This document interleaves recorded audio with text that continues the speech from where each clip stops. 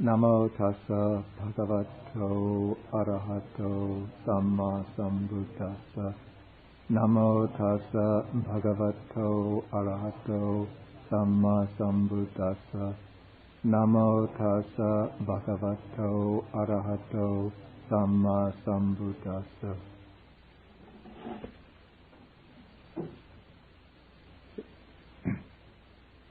Okay, we continue now the study of what I call the word of the Buddha by investigating the Majjhima Nikaya. This is the middle-length discourses of the Buddha. And we interrupted our investigation, I believe it was the first week of last August. And it's been a rather long interruption for which I apologize, but as they say, the interruption was for reasons which could not be prevented.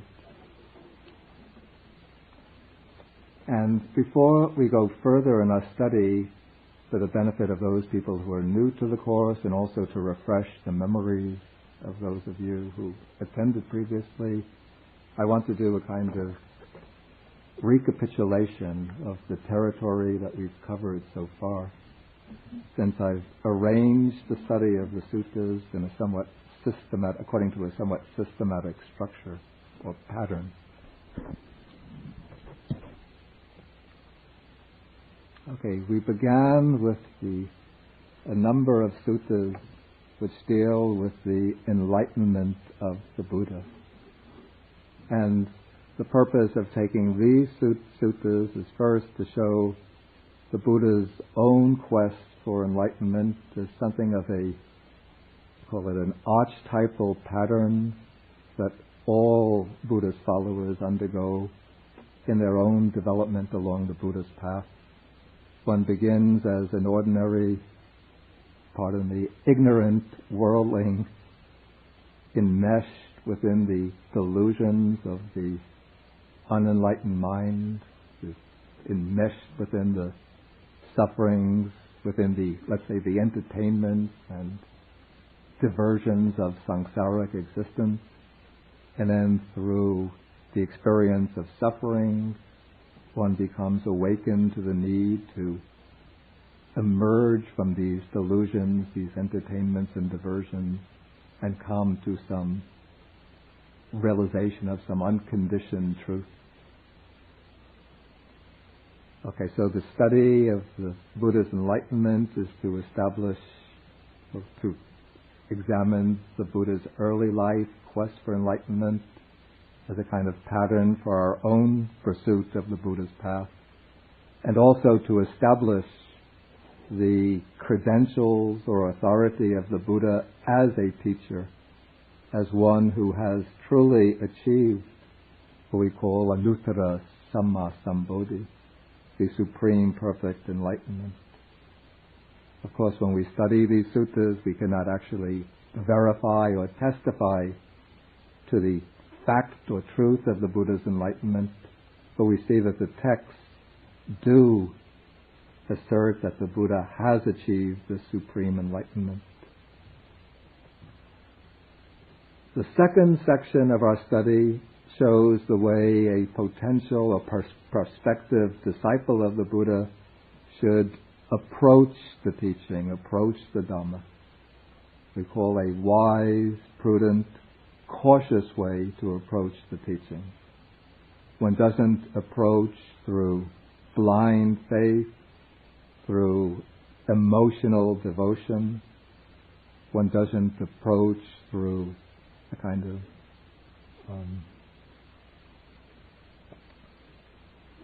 just an emotional commitment. But the Buddha himself encourages those who come to his teaching to make an investigation of the teaching. And one begins the investigation by considering those aspects of the teaching which pertain to one's own immediate life, those which pertain to qualities of the mind that we could see within ourselves. The Buddha makes a very clear and sharp distinction between certain qualities of mind which are unwholesome, detrimental to our own well-being, detrimental to others.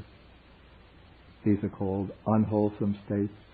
Other states of mind, other mental qualities, which are beneficial to ourselves, beneficial to others. And so we begin by seeing that if we allow the first type of states of mind to grow, to take control of ourselves, to take control of our lives, to motivate our conduct, this will lead to harm and suffering for ourselves and others. Whereas if we make an effort to eliminate those states and to develop the pure, wholesome and beneficial states, it will lead to the well-being of ourselves and others. So without any emotional commitment, without any blind faith, one enters the Dhamma just by seeing the need to eliminate those qualities which are harmful and destructive to oneself and others, and to cultivate, develop, fulfill and perfect those qualities which are beneficial to oneself and others. Okay, that is the approach the Buddha takes in the famous Kalama Sutta. And this is developed somewhat more elaborately with reference to a wide variety of speculative views in the Apanaka Sutta. Then in the Vimamsaka Sutta, the Buddha invites the prospective disciple to test the Buddha himself, to investigate the Buddha himself. He says, don't even leave me out of the picture, but look at my own behavior. See whether in my behavior I betray any traces of greed, aversion, delusion. And place faith in me, place confidence in me, place trust in me, only if you can be sure that I myself and my conduct show that I am one who is free from greed, hatred, and ignorance. And then in the Chanki Sutta, the Buddha lays out a pattern or a system by which one tests the faith that one places in him. One begins by placing faith in the sense of confidence or trust. Through that faith, one takes up the practice. By taking up the practice, one develops step by step until one reaches some penetration or realization of the teaching. And it is through that realization or penetration that one confirms the faith that one placed in the Buddha. And it's through that penetration or realization that one practices further until one comes to full attainment. Okay, so those suttas deal with the approach to the Dhamma. Then I took a number. Okay, so in this group we have the suttas dealing with the approach to the Dhamma. Now, in the next stage of our investigation, I laid out a scheme of 3 types of benefits to which the Buddha's teaching is directed. This is a classical scheme developed in the commentaries.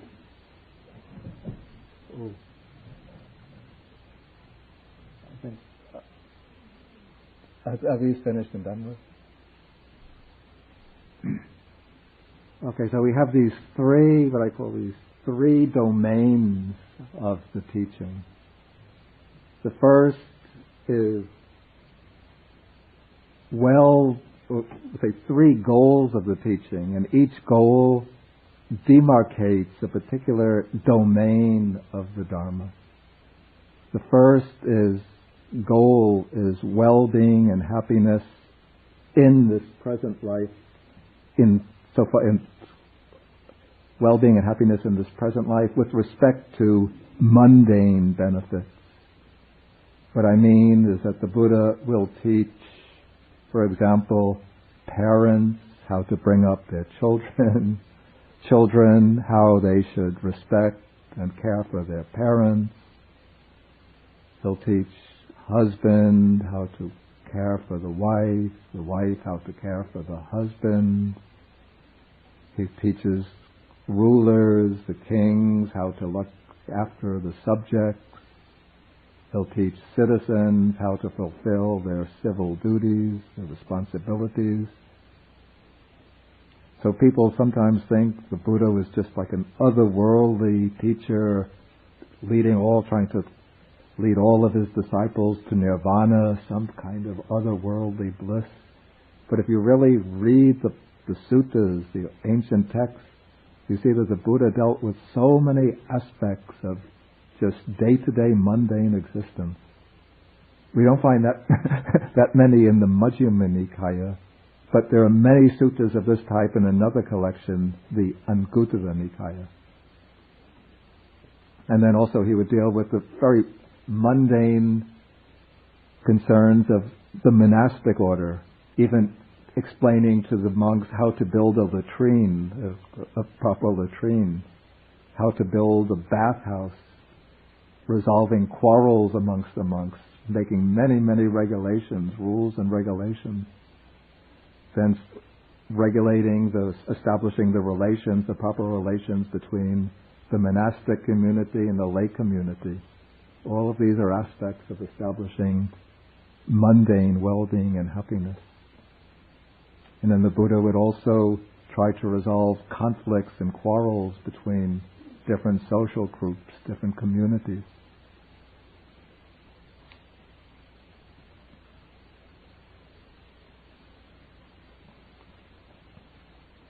Okay, then the second goal is concerned with the life beyond this present life, that is, with the next existence or with our future lives within the round of rebirth.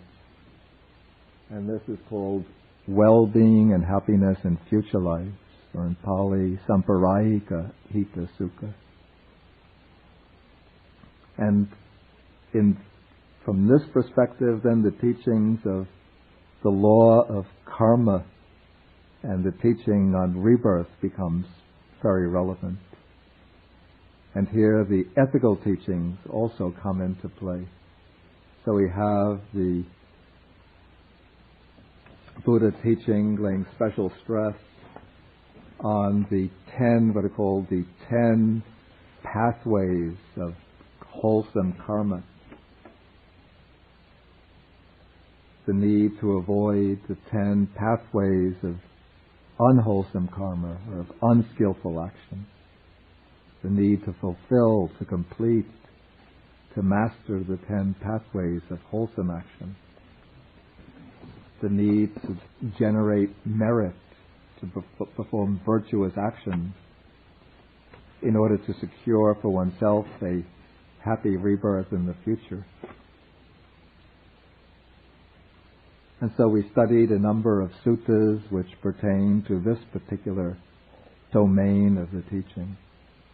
But then when we come to the next section in our study, we investigated a number of suttas which I call that section deepening one's perspective on the world. And in that section we studied suttas which point out the flaws and defects in mundane life. And from this perspective, existence in any type of mundane life, or life in any type of mundane existence, is flawed and defective. Any type of existence is necessarily impermanent. One arises, exists for a certain amount of time, then that lifespan comes to an end, one passes away to take rebirth elsewhere. One enjoys, in the span of one's life, one enjoys the pleasures of the senses, but those sensual pleasures are all ultimately lacking. They're impermanent. One gets pleasure temporarily, the pleasures fade away. One becomes obsessed by the need for more pleasures, and so one just becomes driven in this cycle of pleasure, satisfaction, more craving, more enjoyment. more craving, and so that cycle goes on and on and on, and this is what drives one through this round of existence. Then we took a selection of suttas from the Samyutta Nikaya, short suttas, which highlight, which underscore the misery of samsara, the misery of this perpetual wandering through the round of rebirth, going from one life to the next. The Buddha says we shed tears, which in volume is greater than the waters of the four great oceans. And as we go from life to life, we shed blood, which is in volume is greater than the water of the four great oceans. And so when one takes that deeper perspective on the world and sees that life in any conditioned realm of existence is impermanent, unsatisfactory, without any substance, without any true, deep satisfaction, then one is led to pursue the ultimate goal, the highest good. This is the supreme well-being and happiness. This is the happiness of liberation, nirvana, nibbana. And that is the Paramatta Hita Sutta. And so now we come to section 5 of our program of study. These are suttas dealing with the path to liberation. And I began with 2 suttas on the purpose of the spiritual life.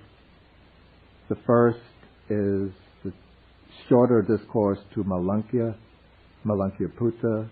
This is the famous story of the monk who wanted to have his questions answered, the speculative questions about whether the universe is infinite or finite, eternal or non-eternal, whether the soul is the same as the body, different from the body, and so on. And he refused. He told the Buddha that, you better give me the answers to these questions, otherwise I will leave you.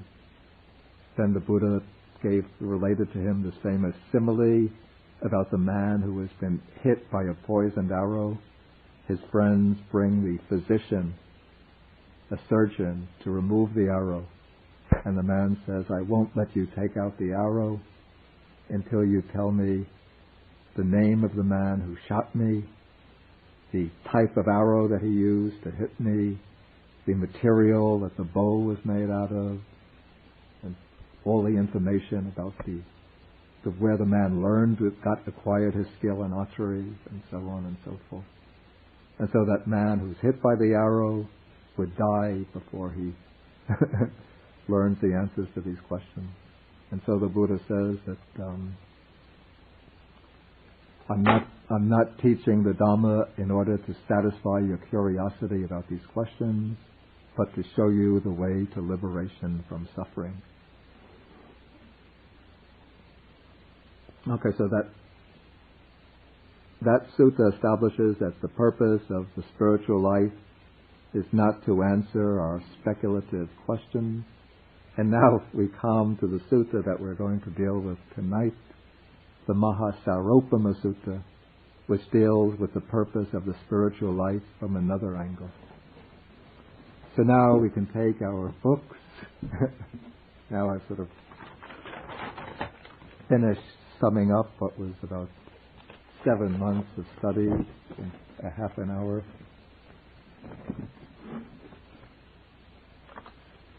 And now we come into new territory.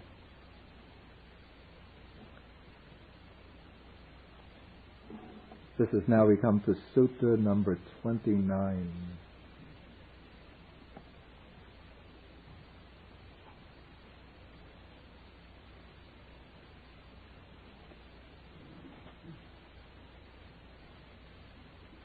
Mahāsāropama Sutta. This is the greater discourse on the simile of the heartwood. The key word here is sara. Sara.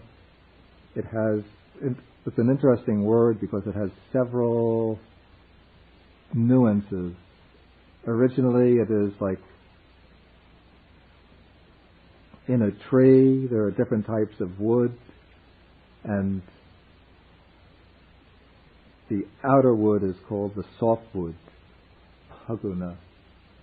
And when you remove the softwood, then you come to the inner wood, which is the hardwood, the core of the tree, or the heartwood, Sara.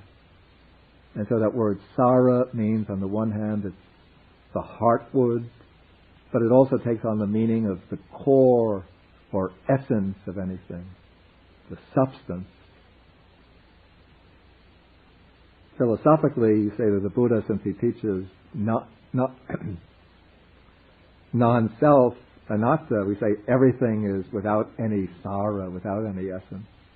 But looked at from another perspective, the Buddha teaches the true sara, the true essence, the true heart of the spiritual life. And that will be the topic, the theme of this sutta. And this sutta was spoken in reference to a particular incident, which is referred to in the first paragraph. The sutta opens when the Buddha was living near the town of Rajagaha on the mountain called Vulture's Peak. And this was soon after the monk named Devadatta had left the order. And who is this Devadatta?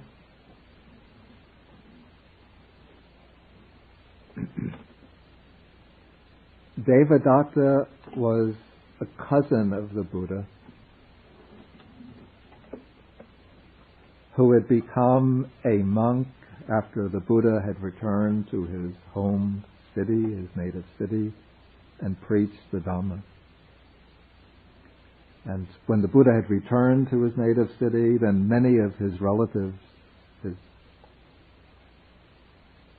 male relatives had renounced the home life and had become monks under him, including the famous monk Ananda, who was his constant companion in his later years, but also this cousin named Devadatta. And Devadatta began as a very devoted and diligent monk, but at a certain point in his career, evil desires came into the mind, and he became envious of the Buddha, ambitious,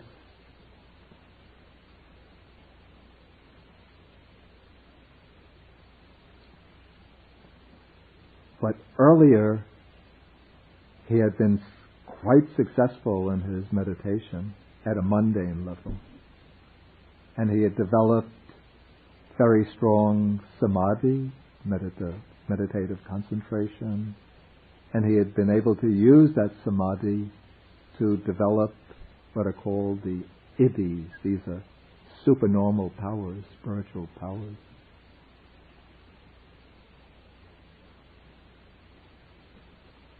Okay, so when the Buddha was in his old age, then the idea came to Devadatta that he should get control of the order, the Sangha, and become the leader. And so he came to the Buddha and said, "Venerable Sir, isn't it about time that you entered a retirement home? We could arrange a nice home for you, and you need a successor, and I'm around. I'll take over. I'll take over all your responsibilities. You just take it easy in your last years, and let me fulfill all of the responsibilities." And the Buddha, he understood Devadatta's mind, and he refused quite bluntly and said, "I would never hand the order over to you." And then Devadatta was quite upset by this, and he decided to scheme. And so he used his supernormal powers, and he knew that King Bimbisara was the king of the state of Magadha. Bimbisara was getting old, and the successor to the throne was the prince named Ajatasattu. So Devadatta used his psychic powers to suddenly appear. He projected himself into the chamber, private chamber of the young prince Ajatasattu. And he appeared as a handsome, beautiful young man with cobras all around his body. Cobras wiggling over the body. And so when Ajatasattu came into the chamber, he saw this handsome young man with cobras winding and twisting over the body, and he was frightened and terrified. Then Devadatta, through just an act of will, he made that young man disappear, and he reappeared in his own form as Devadatta and said, "Don't be afraid, Prince. It's only me. I'm just trying to show you what a great yogi I am." And Prince Ajatasattu was one of the types who was very impressed by people with... I think it's part of the temperament of those who are inclined to power, is that they're impressed by people who have spiritual powers. Maybe that's why kings, very prominent people, politicians, movie actors, actresses, they're always seeking out yogis in the Himalayas with spiritual powers. So he's very impressed by this mystical yogi, and so he became his humble disciple and said, "What can I do for you, sir?" And he said, "Well, your father's getting old, our Buddha's getting old. Why don't you eliminate your father and help me eliminate our old Buddha? And so you become the king, I'll become the Buddha, and then we can form an alliance of mutual support." And so Devadatta then convinced Ajatasattu to take steps that would eventually lead to Ajatasattu killing his father. And then Ajatasattu provided assassins to try to assassinate the Buddha. But these plots of assassination failed, since each time the assassins were so impressed by the presence of the Buddha that they would throw away their weapons and they became followers of the Buddha. Then Ajatasattu, the next time Devadatta, the next time he decided that he would try to kill the Buddha himself. So one time when the Buddha used to pace up and down just below this Vulture Peak mountain. So Devadatta climbed up the mountain and he took a boulder. There was a boulder right at the edge of the cliff, and he pushed that boulder down the cliff just when the Buddha was walking below. But the boulder missed the Buddha. It missed the Buddha, but it hit another rock, and a splint came off that rock, hit the Buddha's foot, and wounded the Buddha, cut the Buddha's foot so the foot was bleeding. Then the Buddha looked up the mountain and he saw Devadatta standing there, and he warned him, "What you are doing is very dangerous." But still Devadatta was not deterred from his plot. The next time, his next plot, his next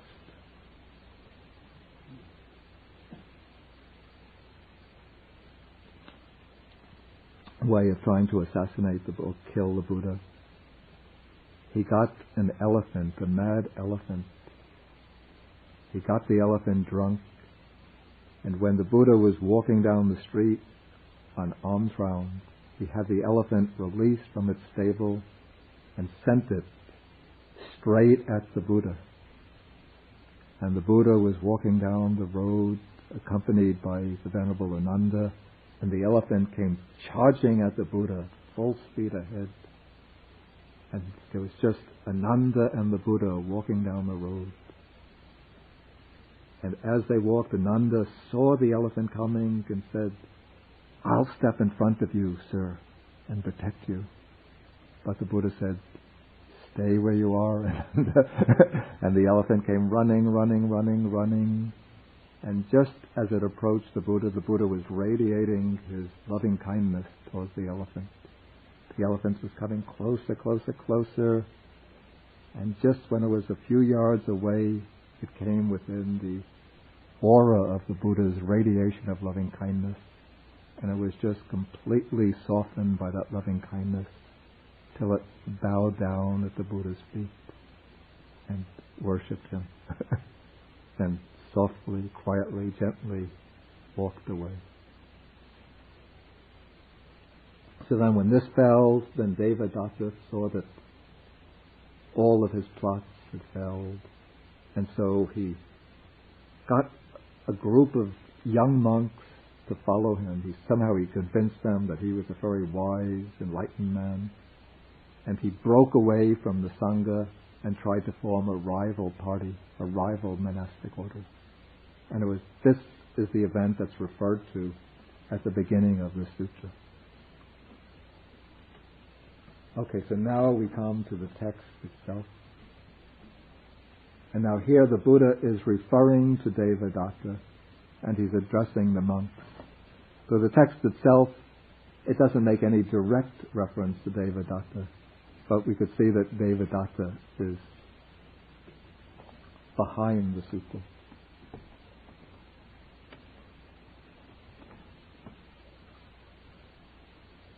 Okay, here some clansmen, perhaps we could render this more freely as a young man, or maybe a young man or woman, goes forth out of faith from the home life into homelessness, considering, I am a victim of birth, aging and death, of sorrow, lamentation, pain, grief and despair. I am a victim of suffering, a prey to suffering. Surely an ending of this whole mass of suffering can be known. Okay, this opening, this is a repetitive passage, a passage which we come across very often in the sutras. And it shows the initial reflection which leads a person to enter upon the path to deliverance. We call the path to the ultimate good, the ultimate goal. And though in the Buddha's time this is phrased in terms of one going out from the home life, literally going out from the home life into homelessness, I think in our own time we might give this a wider significance of one who is, in a metaphorical sense, going out from this worldly life upon the path that will lead to ultimate liberation, whether one is taking that radical step of actually taking formal monastic ordination or not. But if one is entering upon that super mundane or transcendental Dharma, the Dharma which leads to the super mundane goal, then one can be said metaphorically to have gone forth from the home life into homelessness. And one does so through this reflection upon one's own existential condition. Normally, most people just take their own life for granted. They don't consider the fact, or if they consider, they just consider it in a very conventional way, that they are subject to aging and death. But now one is considering this as a fact that one is facing starkly, right in its face, that one is subject to, now one has been born, and now one has to face old age and death. Once one undergoes death, again one has to face birth, and again go through aging and death.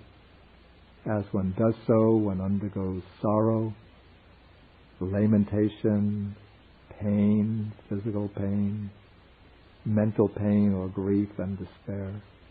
And so one is a victim of dukkha. Dukkha is something wider than just suffering, but it's this whole unsatisfactoriness, this inadequacy, this flawed nature of existence. And now one goes forth with some confidence, some trust, some faith that it is possible to put an end to this whole mass of suffering. And so one goes forth, and when one does so, this is one meets the first big obstacle or danger. This is a danger particularly in the monastic life, and particularly within the context of ancient Indian society or in any traditional Buddhist country. One is accorded a great deal of gain, this offering, honor. People will praise you, give you a lot of respect, veneration, esteem, and renown. People will spread your good name around. They will speak very highly of you. Sometimes one achieves some accomplishments, one becomes famous.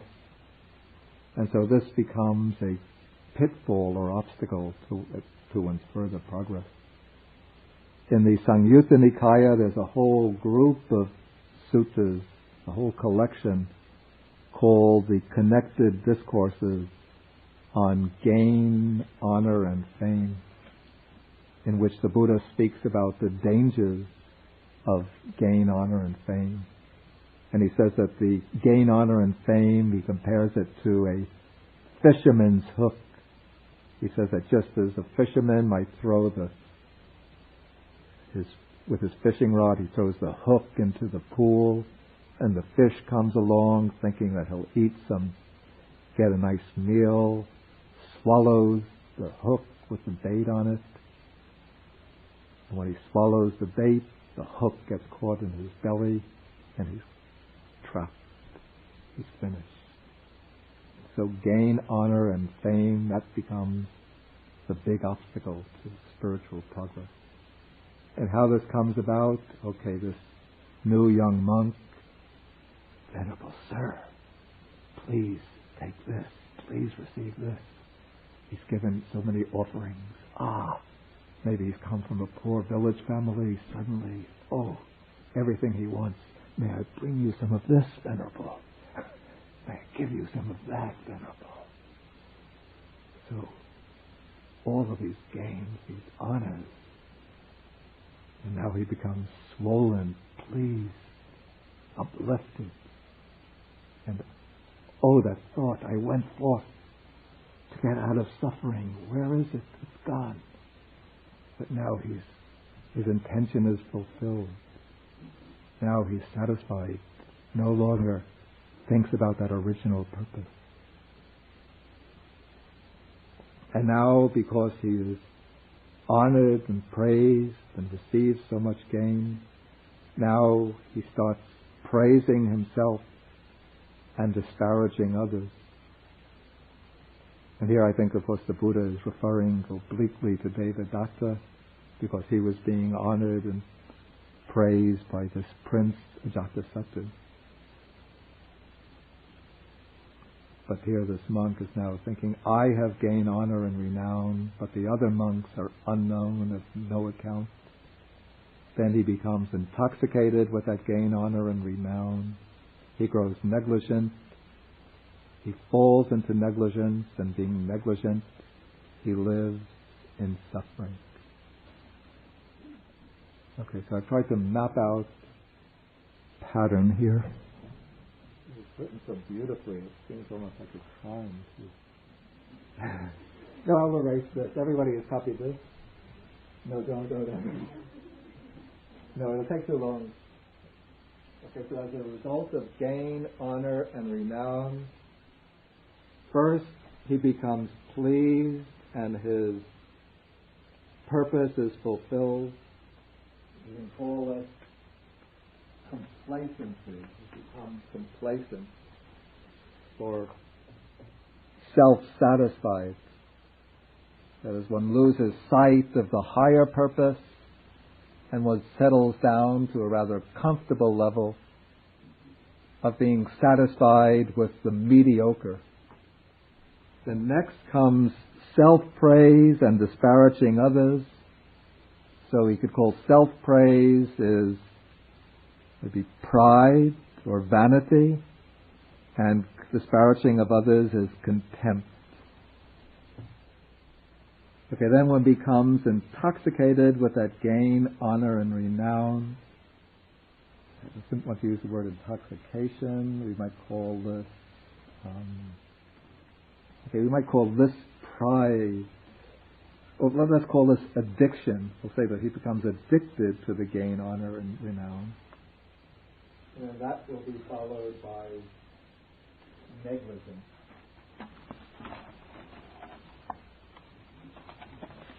And then the ultimate consequence is suffering.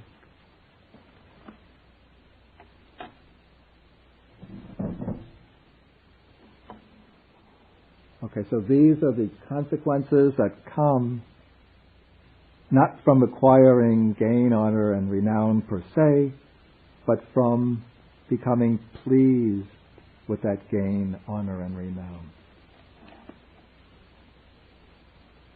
And now the Buddha illustrates this with a simile. And this again is just always one of the most impressive things about the early suttas to me, is the way the similes perfectly illustrate the points of the teaching.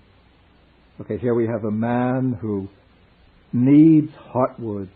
He wants to make something, maybe to build a table, a solid table with some solid wood from the tree. And so he comes to the tree seeking some heartwood, and instead of cutting through the log of wood and going straight for the core of the trunk, he just passes that all over, and he cuts off the twigs and leaves, takes them away, thinking he's going to build a solid table or a desk from the twigs and leaves. And then a man with good sight is watching him, and he concludes, this man doesn't know anything about what is heartwood, what is sapwood, what is inner bark, outer bark, twigs or leaves. And whatever it is that he wants to make with the heartwood, his purpose will not succeed because he's made a disastrous mistake in taking away these twigs and leaves in order to construct a table out of them. Okay, that's the same way of some monk here who has gone forth from the home life into homelessness. He wants to make an end of suffering to reach the ultimate nirvana, and he thinks he can do so or it seems he thinks he can do so just by becoming satisfied with gain, honor, and fame, and not going any further. Okay, now we'll come to the next step, next section of the sutta. The sutta is very repetitive, so we could really simplify just by stripping away the repetition. Okay, now we come to another person who has gone forth from the home life into homelessness with the same purpose in view. When he goes forth, he acquires gain, honor, and renown. That is natural, it comes to him. But he is not pleased with that gain, honor, and renown. Not that he is angry or upset by it, but it's just like water off the duck's back. It just flows off him. It comes to him, but he's not attached to it, and his intention is not fulfilled. He's not he doesn't settle down in it. Okay, so he goes on and on till he's diligent. He doesn't become negligent. He's diligent, and he achieves the attainment of virtue. Virtue here is sila or Chia. He observes the precepts. He's very upright, virtuous, scrupulous in observing the precepts. Maybe he studies the Vinaya, the code of discipline, observes the Pratimoksha, the collection of monastic precepts. right to the letter, very diligently. And so his conduct becomes very pure, very well disciplined. But some people become fixed upon the observance of precepts, and so they think that the whole of the spiritual life is just a matter of paying very minute and devoting very minute and detailed attention to the precepts. And so then he becomes, at a certain point, he becomes pleased with his achievements in the sphere of virtue. And his whole purpose is now fulfilled in observing the precepts. His intention is fulfilled. And then once the intention is fulfilled, now a certain dark quality starts to flow into the mind. Maybe he began observing the precepts sincerely with a very upright, righteous character. But now a certain dark quality of pride starts flowing into the mind. And so he starts praising himself, congratulating himself, and disparaging others, looking down on others. He says, I am virtuous, of good character. These other monks are immoral, of bad character. And so then he becomes intoxicated with that attainment of virtue. That is, he has addiction here. He grows negligent. He doesn't attend to the higher stages of the practice. And so being negligent, he lives in suffering.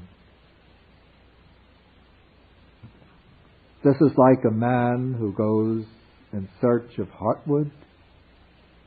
Now this is a man he doesn't take the twigs and foliage like the other person, the twigs and leaves, but he cuts off the outer bark and takes it away. He wants to make his table from the outer bark of the tree. And so this man too doesn't understand what is the real heartwood of the tree.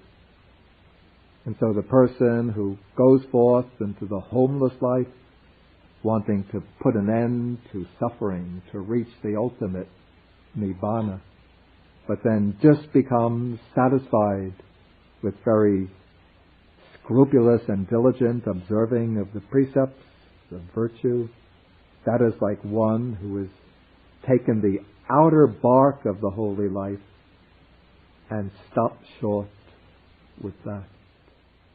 Okay, next we come to a person, again, who goes forth out of faith from the home life into homelessness.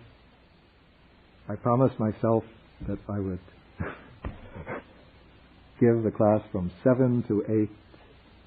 So what I think I'm going to do is leave time for questions if there are any, then continue the sutta next time. And next time, I will finish this easily enough, and I'll start the next sutta next time.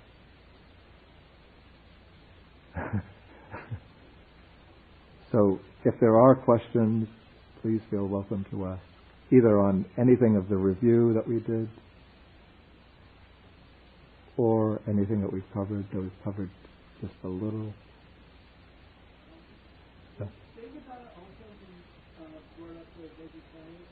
That's an interesting point. I didn't want to go into too much detail, but one of the sort of ways in which Devadatta tried to create the schism in the Sangha was he came to the Buddha and he made an appeal to the Buddha that the Buddha should institute 5 measures.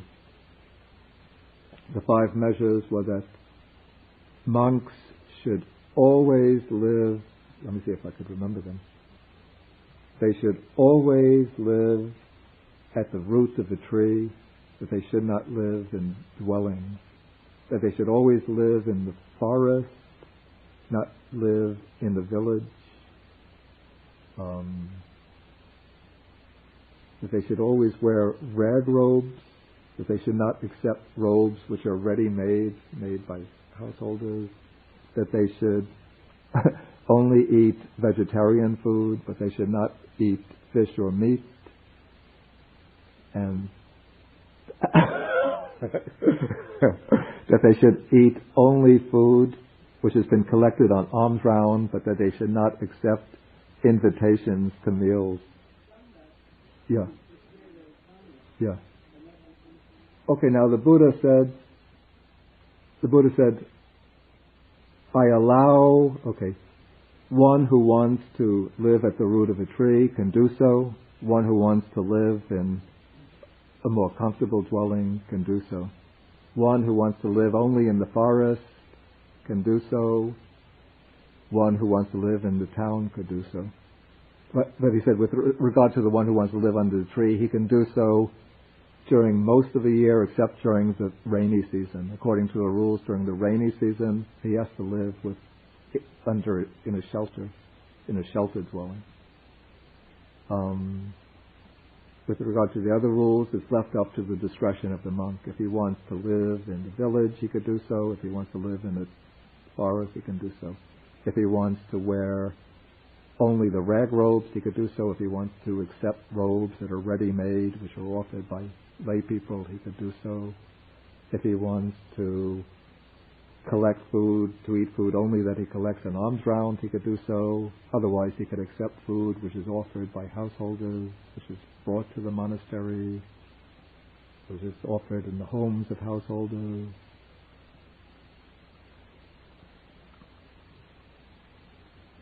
Okay, now, the Buddha would have had, at that point, no reason to expel him from the Sangha. The Buddha's Devadatta's intention was to create a schism, but the Devadatta didn't say that he's intending to create a schism.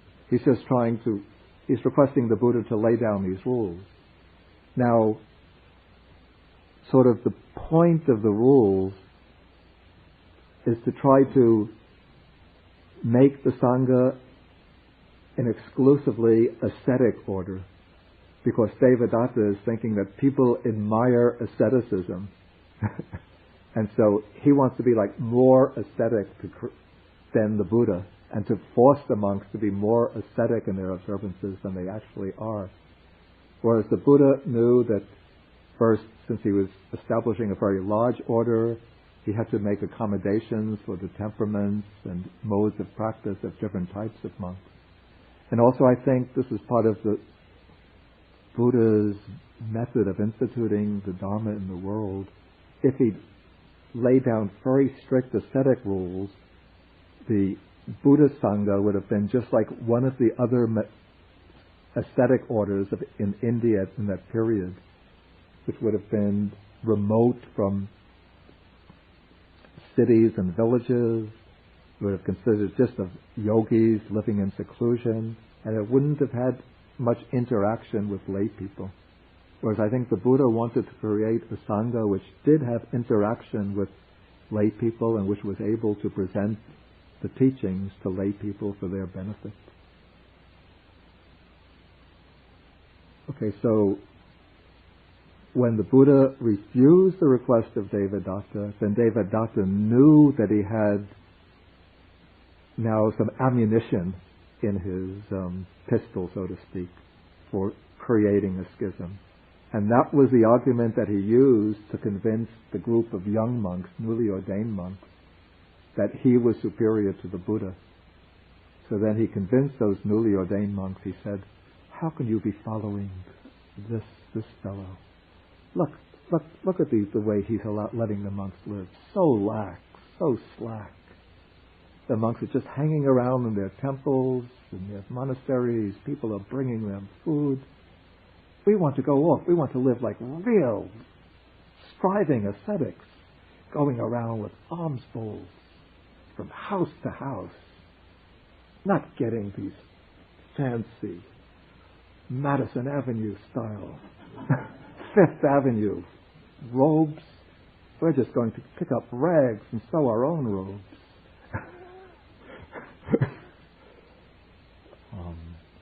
No living in these mansions. We'll live at the foot of trees. We'll show those Buddhist monks up.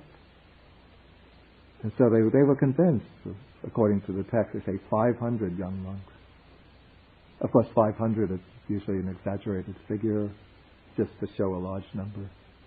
So that all of those young monks, they were impressed, and they broke away, and they went off, and then Devadatta set up this little order of his own, with himself sitting in like the lion's seat at the head. That was after.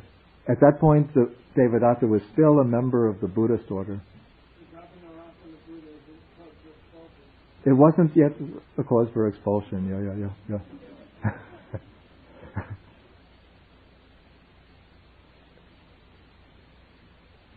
In fact, he wasn't actually expelled on his...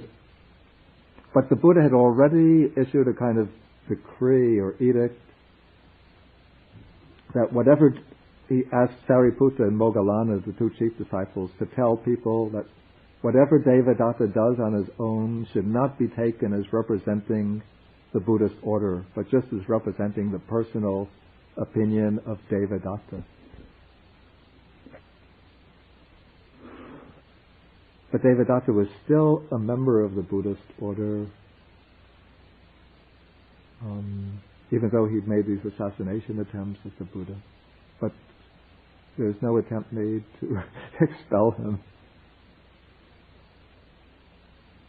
And it was only when he left on his own, together with the group of monks, that he now considered himself to have broken away from the Buddhist order and to have established a separate order of his own, which would be like now a different religion, so to speak. A different monastic community, no longer the Buddha Sangha. But then the Buddha sent Sariputta and Moggallana again to find out what Devadatta was doing. And so when Sariputta and Moggallana arrived at Devadatta's place, Devadatta saw them coming, and he said to his group of new followers, he said, "See, now Sariputta and Moggallana have come to join me." And so Devadatta, he was sort of imitating the Buddha, and said, after preaching to them, he said, "Well, I am tired, I am going to lie down a little while. I will let Sariputta speak to you." And so he said, "Sariputta, speak to these young monks." And Devadatta lay down on his side, the way the Buddha used to. But Devadatta fell asleep. And while he was sleeping, Sariputta convinced the young monks that Devadatta was a schismatic and was evil-minded. And then he convinced the young monks to come back and join the Buddha. And so when Devadatta woke up, he found that all of the monks had vanished and he was left alone. Any further questions? Okay, then we'll continue next week. And does anybody need a copy of the syllabus? Did everybody get a copy? It's the same syllabus that I gave out at the beginning of the course last year. Okay, so we close with the sharing of the merit. I think the sheet has been given out to recite the verses. Akasata chabumata devanaga mahidika punyantang anumoditva chirang rakantu sasanam. Akasata chabumata devanaga mahidika punyantang anumoditva chirang rakantu desanam. Akasata chabumata devanaga mahidika punyantang anumoditva chirang rakantu mang parang. Etavata cham hehi sampadang punya sampadang sabbe deva anumodantu sabba sampati siddhya. Etavata cha amhehi sampadang punya sampadang sabbe bhutānumodantu sabba sampati siddhya. Etavata cha amhehi sampadang punya sampadang sabbe satthanumodantu sabba sampati siddhya.